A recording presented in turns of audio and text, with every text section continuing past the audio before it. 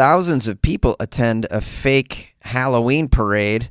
Pre-rolled cannabis joints were found in some Halloween treats. And a dangerously cold ice cream sandwich leads to a lawsuit. These are the weird stories on Weird AF News, the only daily weird news podcast hosted by a comedian under some towels. Thousands of Dubliners went to a fake Halloween event. A company issued an embarrassed apology to Dubliners after a human error on its event's website led to thousands of individuals turning up on the Irish capital's main thoroughfare for what ended up being a non-existent Halloween parade.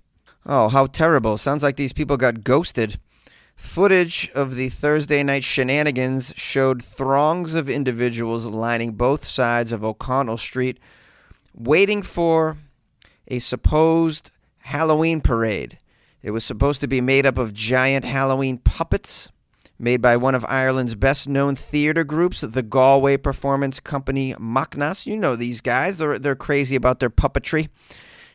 The filmmaker Bertie Bronson, who's Bertie Bronson? I have no idea, but Bertie Bronson's a person they interviewed. Let's hear what Bertie Bronson, I can't even say it, has to say about this fake Halloween parade. He says, I was there filming for about 40 minutes from Parnell Square West. Both sides of the street. People were packed 5 to 10 deep, lined up all the way down around the corner as far as the spire. Thousands were there.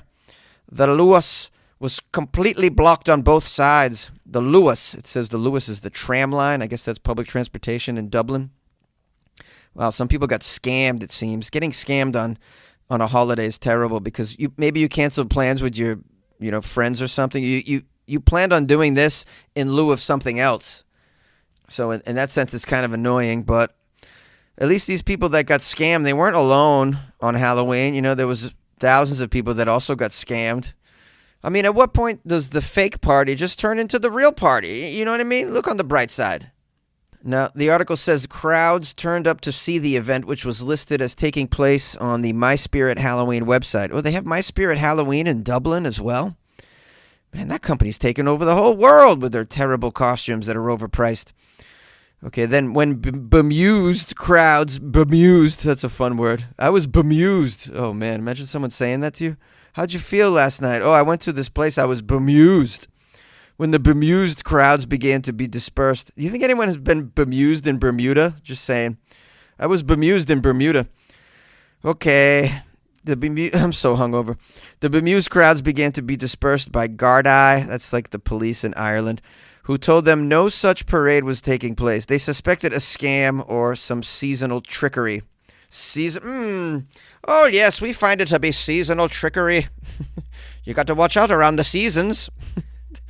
I mean, you could call anything seasonal trickery. Anything that's happening is happening during a season. But the company behind the website now says the phony event was neither. Instead, it was a simple human error. The website falsely advertised that the parade would take place between 7 and 9 p.m. on Thursday after a member of their team had cut and paste the notice for the event last year and inserted it into this year's calendar. But Halloween was on a different day last year, so how would that work? Anyways, apparently this website aggregates content all over the world. It was one of the highest-ranking Google Halloween entries in the days leading up to October 31st, and the posting of the parade was shared widely on social media for Dublin events and things to do. And, of course, people online weren't pleased. One person said, "This is only Halloween. Now think of how many people are fed with misinformation online on other issues." Yeah, I mean, we've been thinking about that for a long time, man. This isn't anything new. The misinformation's been running rampant. That's why people are walking around with stupid ideas in their head, like the earth is flat and that lizard people are running the show behind the scenes. There's Republicans out there that believe the Democrats control the weather. I mean, they're absolutely toasted between the ears, these people. Yeah, the misinformation is flourishing, especially in my country where most people are dumb as a box of staples. But, this fake gathering, I'm sure people showed up in costume.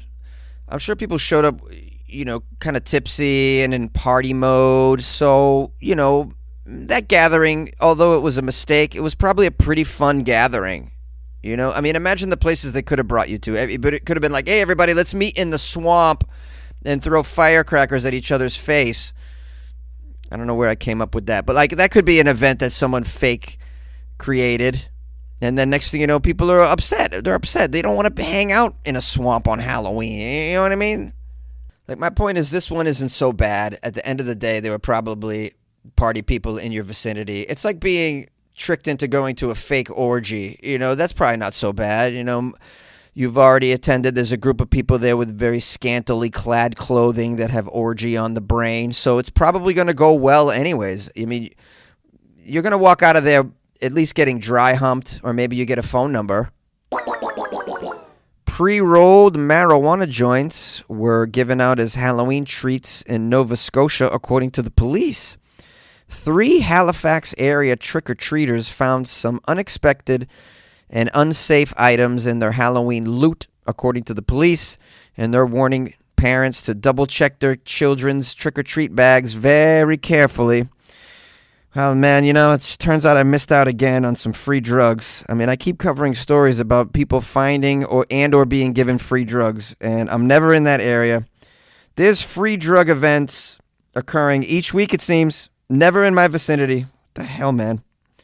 Now, I know what you're thinking. Jonesy, this is trick-or-treating. These are trick-or-treaters. You would have had to have been trick-or-treating to get these free drugs. Well, don't you think I can trick-or-treat? I can trick-or-treat. You don't think I can trick-or-treat? All right, I may be a man of advanced age, but I can still fit in those Power Rangers pants. You know, I'm a little guy. I can pass as a child if you put a Darth Vader costume on me. Trick or treat. I would like the cannabis pre-rolls, please. Now it says here the police responded at 9 o'clock Halloween night to the community of Lake Echo. Sounds like a lovely place. Spokesperson Guillerme said that investigators learned 2 young individuals who had been trick-or-treating together in the evening each received a tin carton of pre-rolled cannabis joints among their treats. Oh, how awesome. That means it's a nice quality cannabis pre-roll. When it's purchased, it's in a tin container. That's really good stuff right there, I'm sure. Now, I myself would be pretty pleased if my children came home with some cannabis pre-rolls. You know, I would enjoy that very much. I wouldn't let them have it. That would be mine. That would be my treat. Now, it says here, the tins had a dozen joints in each one and appeared to be sold in Ontario. The containers were sealed when the youths located it in their trick-or-treat bags. Investigators believe the cannabis came from a residence on Ponderosa Road or Blue Rock Road between those hours of trick-or-treating, 7 and 9. Officers visited a few of the residences, but they believe may be involved, but no word on the investigation. Well, somebody out there is either very stupid or very upset that they accidentally gave all of their weed away. I mean, I've been very high. I've never been so high that I gave away my stash to some kids dressed like monkeys in Pokemon. Now, the investigators are asking for any tips from the public because these investigations are very difficult to solve, they say, because they really rely on tips from the public or camera footage that people might have of the area. Now, I'll tell you right now, you can stop this investigation because here's what's happening. The children are lying. These weren't given out during a trick-or-treat session because nobody would do that. No person that smokes weed would ever do that. The pre-rolls are not cheap, okay? They're not giving them out for trick-or-treating. These kids had them on them. It was their Halloween treat to themselves, and then they got caught with them, and then they blamed it on the trick-or-treating escapade. I think that's what's going on. You're very welcome. Yes, I should get promoted to sergeant. Let's rock. A dangerously cold ice cream sandwich leads to a lawsuit against an airline.